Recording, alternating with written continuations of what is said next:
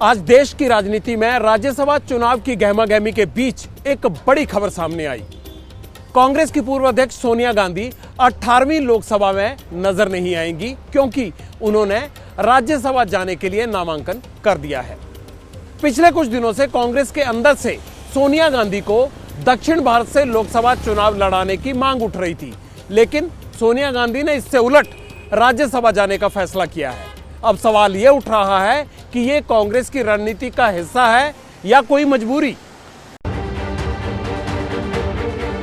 17वीं लोकसभा में अपना आखिरी भाषण देते हुए विपक्ष के नेताओं के लिए एक भविष्यवाणी की थी प्रधानमंत्री मोदी ने। आप लोग जिस प्रकार से इन दिनों मेहनत कर रहे हैं, मैं पक्का मानता हूं कि ईश्वर रूपी जनता जनार्दन आपको जरूर आशीर्वाद देगी। और मैंने सुना है बहुत लोग अब लोकसभा के बजाय राज्यसभा में जाना चाहते हैं, तो स्थितियों का आकलन करके वो अपना अपना रास्ता ढूंढ रहे हैं। 9 दिन पहले मोदी ने जो कहा उसे कांग्रेस ने आज सच साबित कर दिया। सोनिया गांधी ने राजस्थान से राज्यसभा के लिए पर्चा भर के यूपी की रायबरेली लोकसभा सीट छोड़ दी।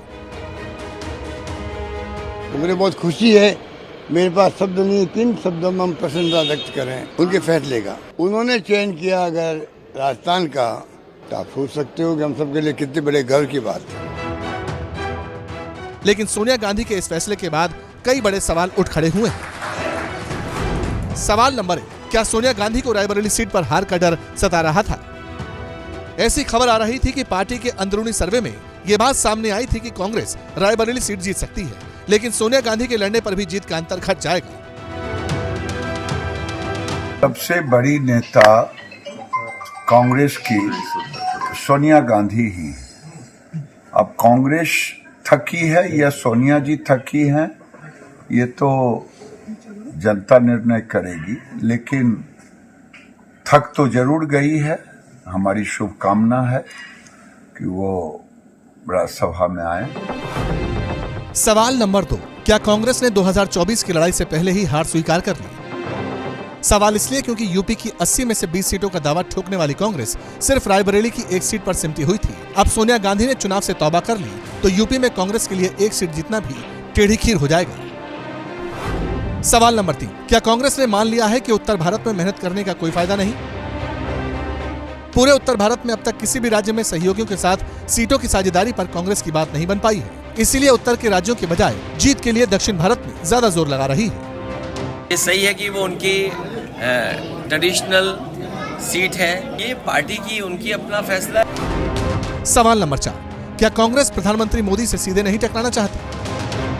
पीएम मोदी ने 2024 में 400 प्लस सीटों का टारगेट सेट किया है, जिसके लिए यूपी की 80 सीटों पर बीजेपी का पूरा फोकस है। 2019 में अमेठी सीट से खुद राहुल गांधी चुनाव हार चुके हैं। शायद यही वजह है कि कांग्रेस रायबरेली से सोनिया को लड़ाने का रिस्क नहीं लेना चाहती।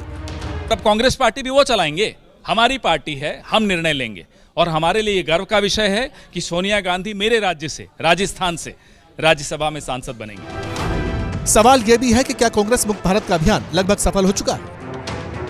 बड़े नेताओं के पार्टी छोड़ने से कई राज्यों में जीत की रही सही आस भी खत्म हो रही है और अब 2024 चुनाव से पहले सोनिया गांधी ने भी रायबरेली वाला किला छोड़ दिया। इसलिए सवाल ये भी उठ रहे हैं कि क्या इस फैसले से कांग्रेस के कार्यकर्ता का मनोबल टूट जाएगा, क्योंकि सोनिया गांधी अब ना तो लोकसभा चुनाव लड़ेंगी और हो सकता है कि प्रचार में भी ना दिखे।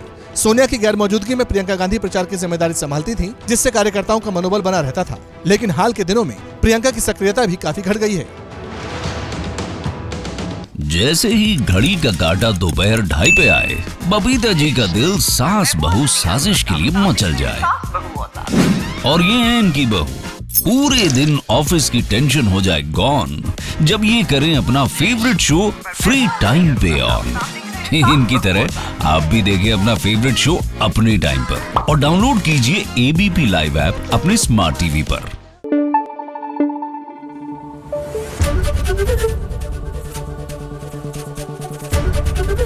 एबीपी न्यूज आपको रखे आगे।